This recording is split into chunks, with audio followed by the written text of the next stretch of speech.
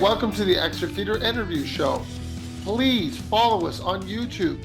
Please rate and review us on iTunes. And thank you for listening. Have a great day. Hey, and welcome back to another exciting episode of Extra Featured Interview. Today I have a fabulous short, Ghosts Do Exist. I have the writer-director Austin Birtch here. I think I said that right. Yep, you got it. Perfect. I got one right for a change. Welcome. Title is Ghosts Do Not Exist, though. Oh, I lied. I should really write these things. Do not exist. I apologize. All good. All good. Well, so my notes say do exist, so I must think they do exist. Maybe it's a spoiler, but is it? Is it okay? We can start right there. Is it really a spoiler saying ghosts? I mean, you really have to decide if they do or not in this film. Exactly. I have I leave it to the audience to decide at the end what they. We can get to we're going to start right at the end, people. We're not going to really discuss it, but we get to the end. Mm-hmm. Like you make me wait a long time to get here. I mean, this is got to be the tedious 9 minutes of creepiness I've sat through to get to an ending. Which I didn't want to start that's high there, praise. But we're gonna and we get to the end, and then I wanted maybe another minute, maybe another 2 minutes, but you don't give it to me. Mm-hmm. Why not? Get in, get out. It's like you say, it's the whole kind of original intent for the short, and just kind of working backwards off what you're saying is I really kind of wanted to do this notion of kind of an anti-jump scare movie. And yeah, just really playing with the notion that, like, what would be the scariest thing for a paranormal investigator? And it's these moments of nothingness, where they're trying to communicate with a cursed doll or play the Ouija, and both are unmoving. And what the audience wants to happen, obviously, is the doll to move or the Ouija planchette to move. And the fact that it's not is the scariest thing in the world for this guy. Because didn't answer my question. Why did we not get an extra minute? Oh, I mean, what more would you really want after, that initial what do I want? The next step. Literally part 2. I want part 2. Yeah. There were so many different, kind of facets to end it there, but at the same time, I really just kind of like the idea that we end on his satisfaction and his answer and him confirming, and just you get the whole emotional arc there. And then I like the idea that I don't know what happens. I like the idea that, like, that's where I, as the co-writer, it's like I'm not thinking beyond that, because we've gone through the arc with him, and everything else. If she pulls him into the spirit world, or all the different potential options, just don't excite me as much as getting that character arc out of Philip, our protagonist. I'm gonna kind of jump around here a bit, because we started at a weird point.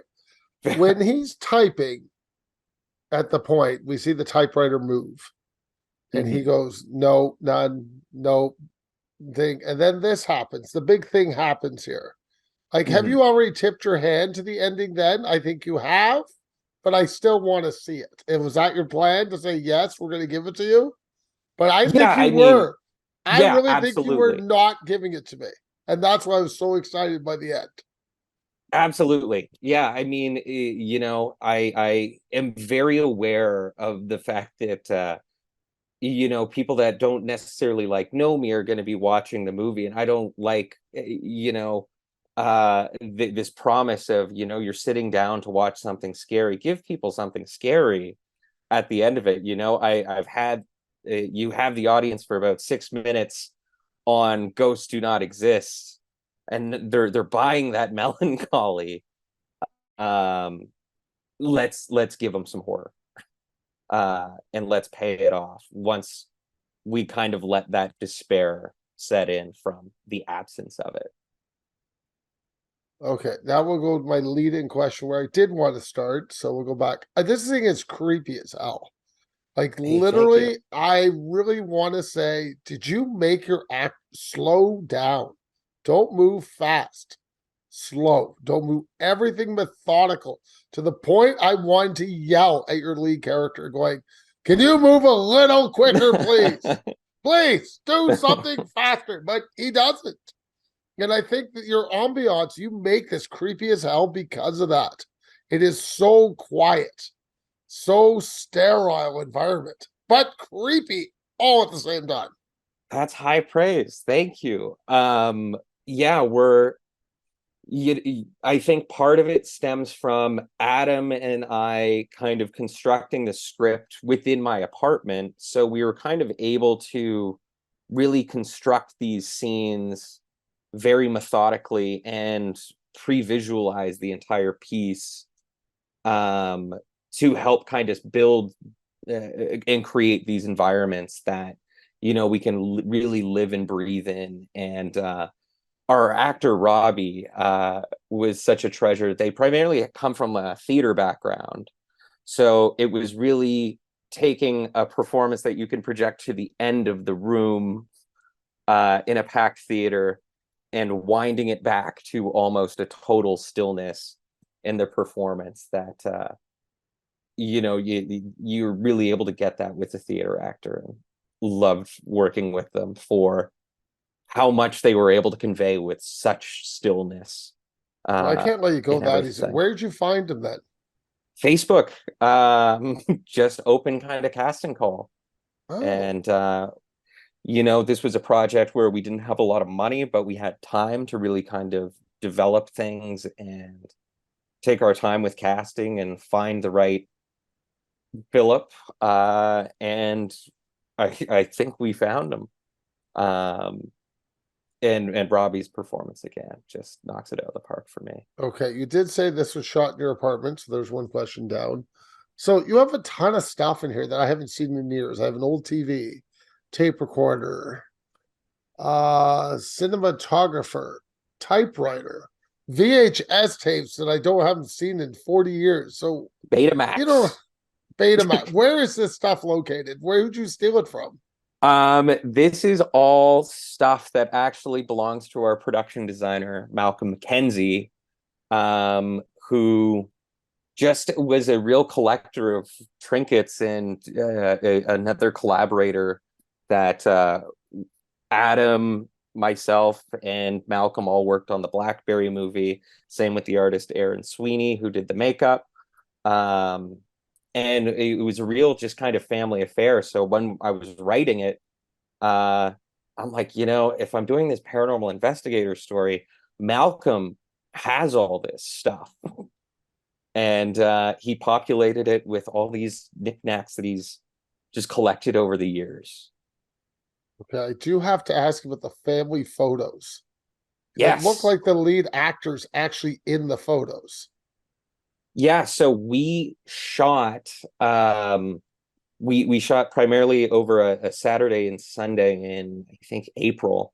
But the week prior, we had a little Sunday shoot just to get those photos and the opening scene of the movie before it turns into VHS, so we could do that camera effect to the titles of the movie all in camera and practically. So that's real playback happening on the TV screen when you go to the opening titles in the movie. I was wondering that. I was like, okay, cool. Yeah. I felt you were trying to double exposure your film at times.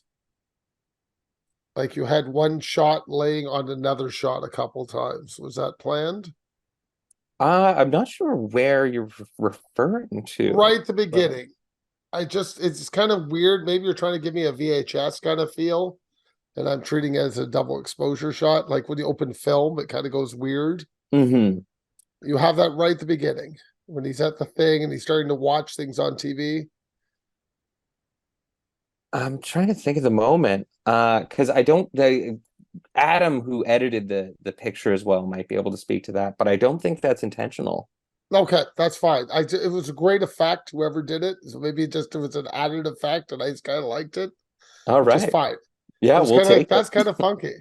Okay, I want to discuss. I hate creepy dolls. Yeah, What the okay. hell is it with this doll, man? Like, stop with the dolls, people. I don't like creepy dolls. I don't like creepy doll movies because I just want to fire these people that will have dolls. I'm like, why are they in your house? They are extremely spooky, and I got the same thing. They give me the heebie-jeebies as well.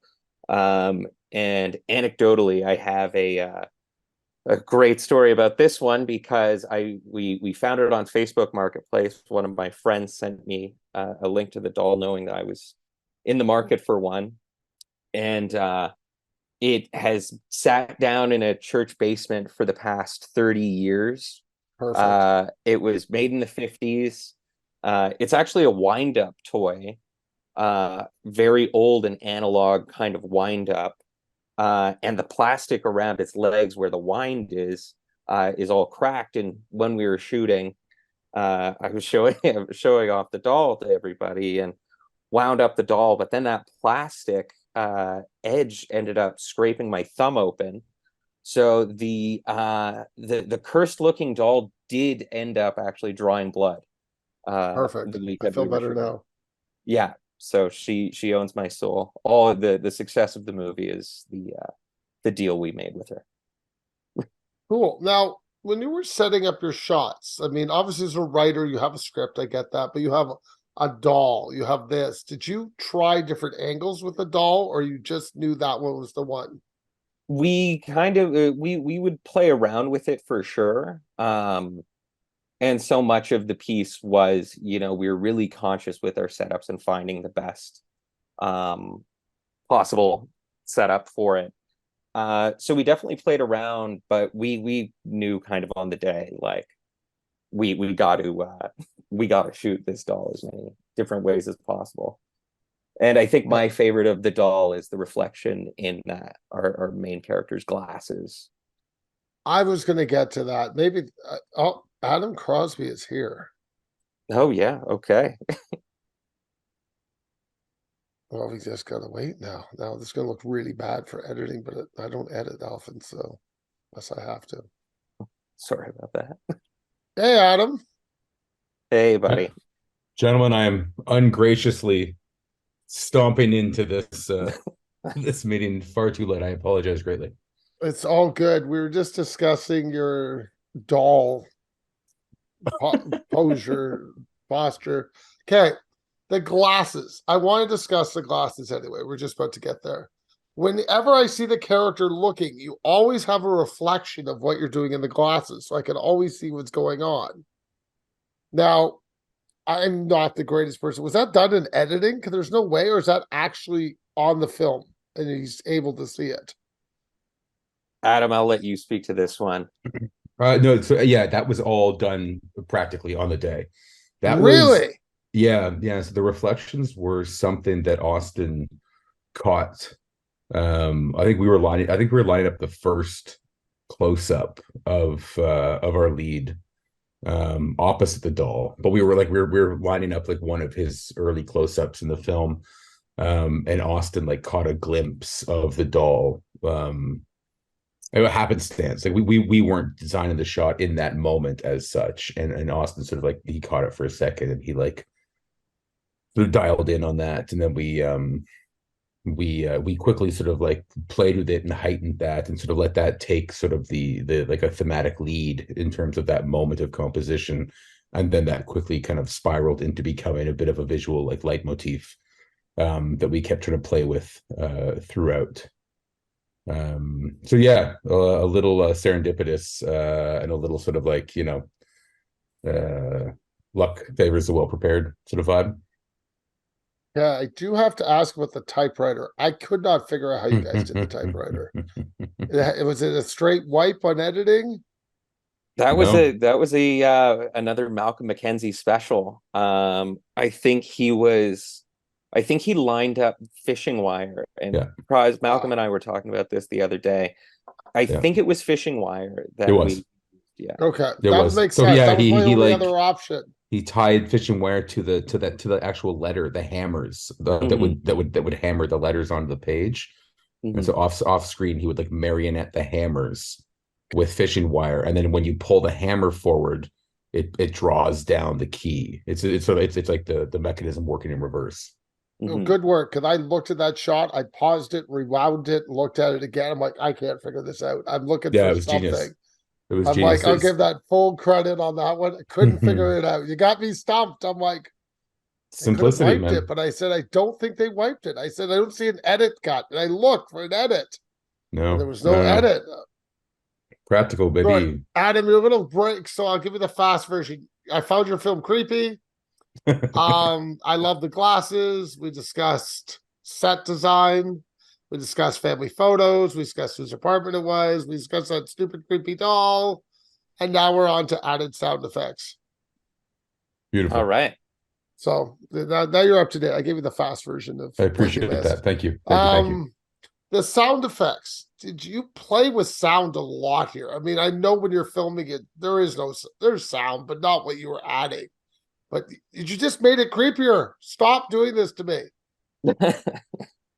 Well, thank you. That I give all the credit to our sound designer Steve Roberts, and our composer Kelly Steinhoff, who both of those guys, have real great ears for this and really elevate the material. And I know Kelly, I think, was telling me that he baked Ghastly from Pokemon into the score, kind of buried those details in. Okay. And I got Steve was telling me, he kind of baked in a whole clock motif, unprompted, that has this really beautiful arc throughout the movie, and times like sort of slows down for the character as things kind of come to a head. Uh, and it's all those guys just kind of working independently and totally understanding the assignment, as it were. Mhm. So, Adam, Just as a knocking it out of the park. cinematographer and coming on to this, how creepy did you want it? 'Cause, I mean, you are so close in there at times, like claustrophobic close. Mhm. And then you never give me really time to breathe. Like, I want out of this room immediately. Right. Right. Sorry, can you pose the question again? How do I don't know how to How do you how- film that? How do you make sure that I'm tight, like tight shots constantly?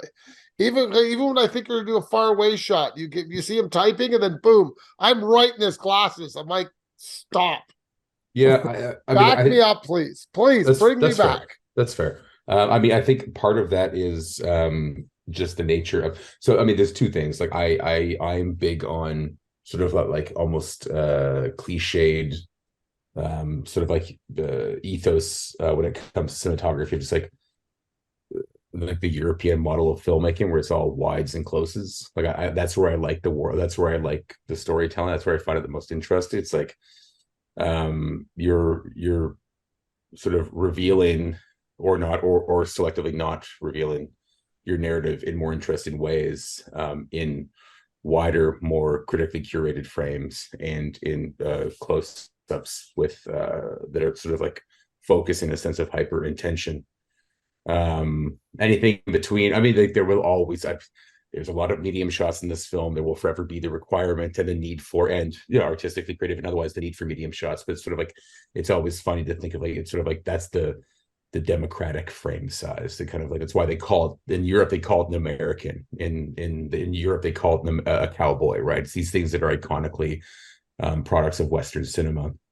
And it's because it's the shot that showcases the asset the best. But it's not, from a storytelling standpoint, I think you can get more creative and be more interested in wides and closes. But also, the thing with this film is that uh Austin is like an absolute like student of the genre and of genre work in general, right? Like, Austin's shorthand is in like the tropes and the characteristics and the motifs that are like intrinsically indicative of genre filmmaking through the decades. Austin lives and breathes it. So when we were building a language for the film, Austin understood how he wanted to have us begin to visualize the story and where we felt we could, how we felt we could start to create that tension by way of existing in the universe and the geography that we were building. And a lot of time that meant being patient. So a lot of these beautiful static wides that are like art directed with such lush density, but then lit with something that's a bit more macabre, a bit more noirish, a bit more gothic in its sort of like contrast, but still patient. And even when you're wide, when the things are that dense and there's that much to sort of like take your time and peruse and explore visually, like without the camera moving, suddenly there's a lack of like, and to pull that element of curation into the frame and to like relinquish that sort of that option of exploration back to the viewer, it can create a tension. Like when you create this brooding sort of tapestry in front of you that you know is a little obtuse, a little acute, a little off, but there's no specific camera dynamic directing the way in which you navigate through it, and suddenly you're left to have to explore it on your own, and perhaps you're exploring the wrong corner when something could be happening. Like there's a subtle tension that can build in the right viewer who's engaging in the right way by way of that. And it sounds incredibly simple to the point of borderline laziness, but it's something different to it for me. And then suddenly to sit there ominously and patiently in those sorts of frames and then drive into a close to help reemphasize or resituate, or the opposite, to like counter-strike with something that was intuitively out of left field. It just became this sort of like very easy, organic way for us to navigate this world. It became a language that just started to make a lot of sense to us really quickly. And that's how those are the tools that we use, and that's how we just found ourselves moving through this universe as far as the edit's concerned, most naturally. Okay. Wow, that was a long answer. Sorry. It was good. That was a lot of info. Okay, let's go back a little bit to the writing process because I was waiting you to get into this. You just spoke for, let's say, 4 minutes about shooting. Yeah. How do you only write a 7-minute, 8-minute short? I'll let Austin start that one. Well, I mean, Cross, I would almost throw this one to you because it was kind of it was almost an assignment. In just we wanted to do something together, and we knew kind of the parameters of, okay, we want to make something, and we can probably do it over a weekend, and the budget is what we can kind of put into it ourselves. Mm-hmm. So that kind of, with that homework, I just kind of started noodling a couple ideas, then hit one that I felt like, genuinely kind of started to resonate with me. And I pitched Crosby a very early idea of it. And then we just kind of spiraled from there and just continued to go back and forth and craft the best version of the story possible with previs and everything. Yeah, and you're right. It was really about it was maximizing resources. Like we do. Okay, so Austin came forward with this great idea, this sort of ghost hunter is sort of legitimized by way of his position in these institutions at the university during this era when this was far more renowned. But at the tail end of his career, he's withering out. The integrity of his entire profession is being called into question. Just the sad autumn years of this dwindling lifestyle. So we noodled with the script and some ideas around it, but to Austin's point, the biggest thing was okay, what are our resources here? What do we have and what don't we have, and how can we take this idea and how can we nest it within what we have access to and what we can execute over the course of 2 shoot days, 2.5 shoot days, whatever we can allot ourselves, to make this feel like it's punching above its weight class, to make this feel like it was in no way a product of compromise, to make it feel as though this was realized in the exact wholehearted way that it was intended to be realized, regardless of resources. Austin had an apartment that looked beautifully period. We spent a bit of time casting some characters we felt could slip right into the profiles that we had built and the era that we had built them within. And we aligned ourselves with a team that, given sort of like what they could pull out of their pockets, we knew could maximize, again, like an era and a vibe that we otherwise weren't gonna be able to pay for. And then from there we just kept kind of like chipping away and massaging the script into a place where it's like, how can this be just be efficient? How can this be efficient and fully realize all of those little genre moments and move, like, and just keep moving, but at no point let the resources or lack thereof get in the way of that. And it was just that game, what do we have? What don't we have? What does the script need? What can we trim from the script so that we don't feel as though we're hitting friction anywhere? And then just finding that thing where everything just sort of like efficiently fed itself once it was up on its feet. Yeah. It was almost like an interesting exercise in parameters, and I really 100%. kind of fell in love with the notion as a screenwriter that it's one thing to tell someone like, hey, write a movie. But it's another thing to be like, okay, write something that you can shoot in your house over 2 days, that that with the resources that you have available to you will be the most captivating. And that's kind of what this exercise was. And I have started just applying that to other projects as well. And when you work with what you kind of have, it helps develop your voice independently and helps get the thing made. Yeah, exactly. 100%. Okay, you guys make me wait through sound effects. You make me through creepiness. You make me through the creepy typewriter. I made it through the doll. You make me wait. Literally, I was going nuts watching X's on the screen of a typewriter. And you finally give me a payoff. But it's really not long enough. So, you just gave me a speech on setting up a shot. And this is your most important, I would say, of the whole short, other than setting up the scene at the beginning. And you do a basic frame shot. But it was so perfect, it scared me. If that makes sense. Like, you didn't do anything with it. I kind of liked you just sort of dropped it and then you end it, which is so painful for me because I wanted it to be a little bit longer. So what was your thought process for that shot? That's a great question. I mean, in the initial in the story, it was always going to kind of end with that moment, but Adam and I had a crazy amount of discussion as to what that shot should be. And I don't even mind saying that in the first draft, this was going to be the amalgamation of all of the experiments that he's done with the doll and the Ouija board. I wanted to do a Monster Squad, feature all these monsters in the original shot, and then it just didn't fit the visual language of anything else that we were putting down. It wouldn't have worked, but it would have. I Or think the would budget. have been upset. Yeah, it would have been a whole other day just to get this one shot.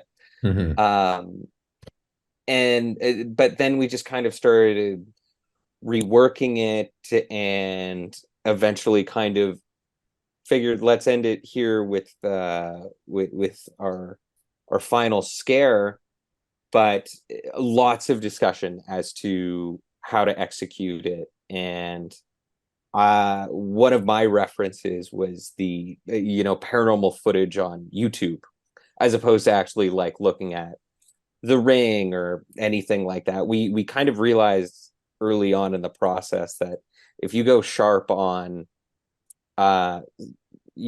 something supposedly really creepy, it's actually a lot harder to sell if it's totally in focus. It's showing your monster. And Adam, I'm sure you could speak to this a bit better than me in terms of the execution there. Yeah, I mean, to us, we always knew that we were going to finish the film with some sort of, punctuating reveal, jump scare, whatever you want to call it. But again, I think it ties back to all the things we talked about, like maximizing resources. And this is like, just so we're clear, Erin, our special effects makeup artist we had with us on the day, is mind-blowingly incredible. She's So good.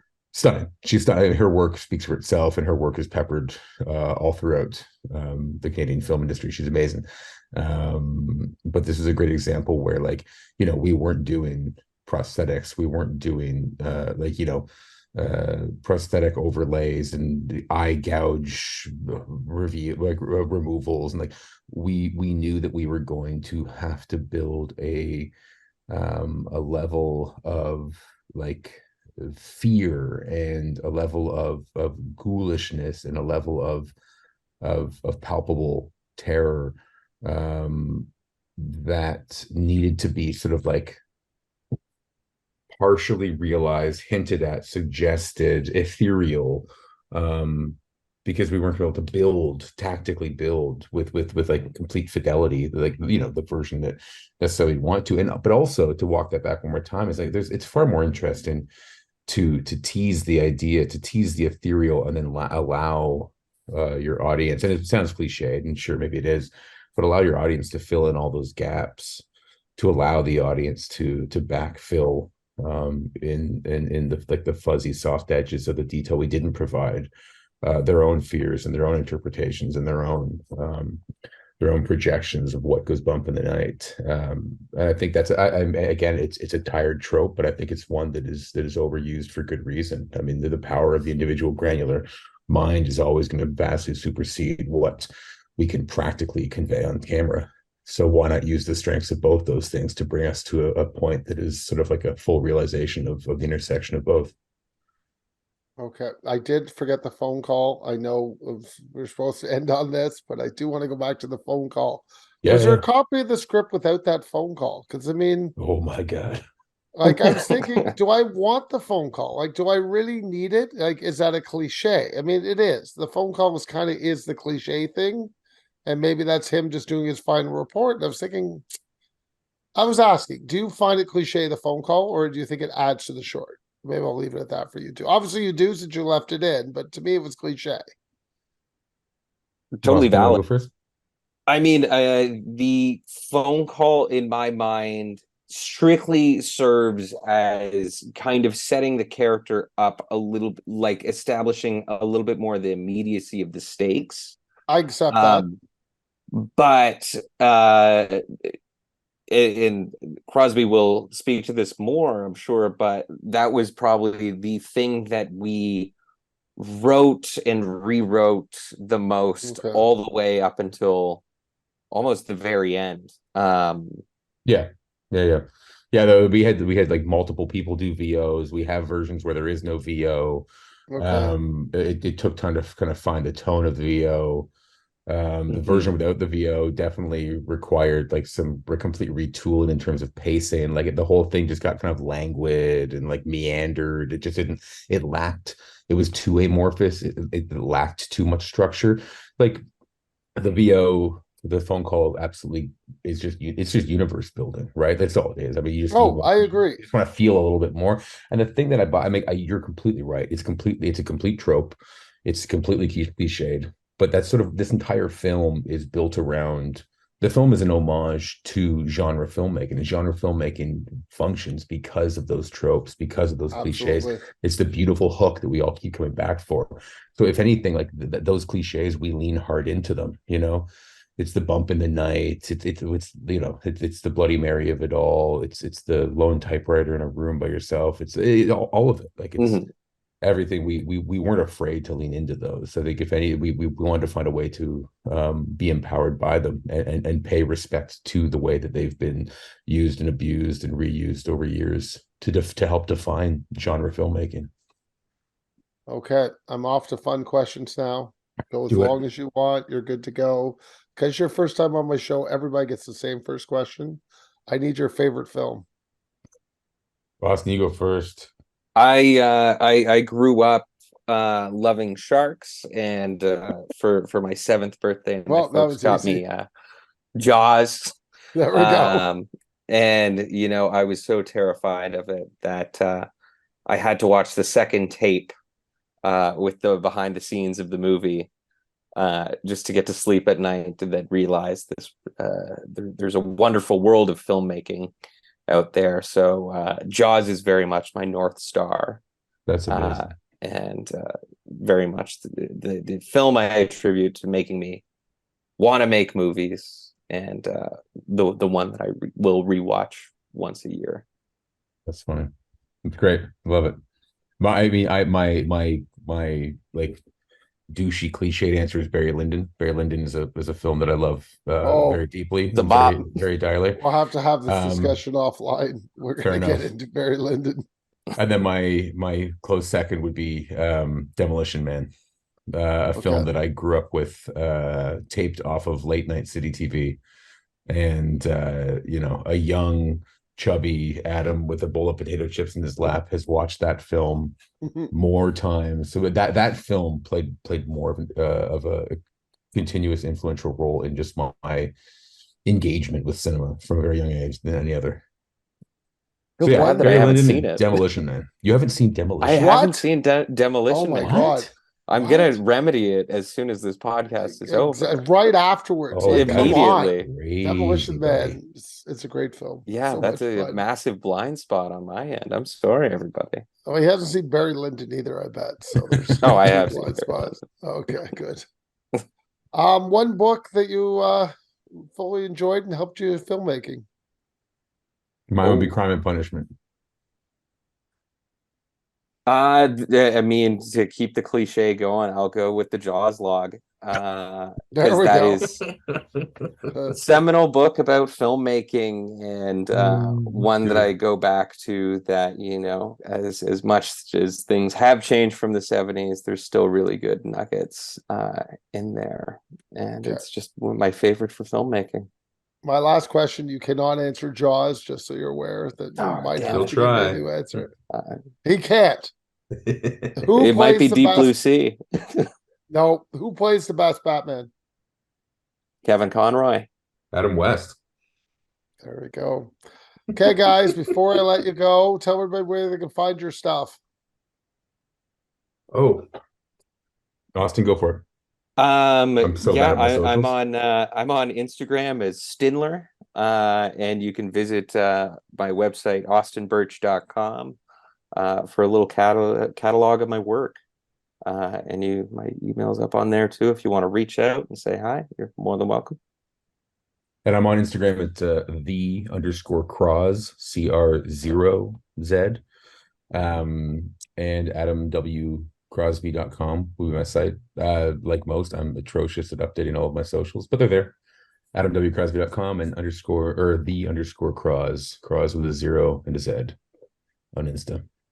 Thank you for your time and have a great day. Appreciate you greatly, brother. Take care.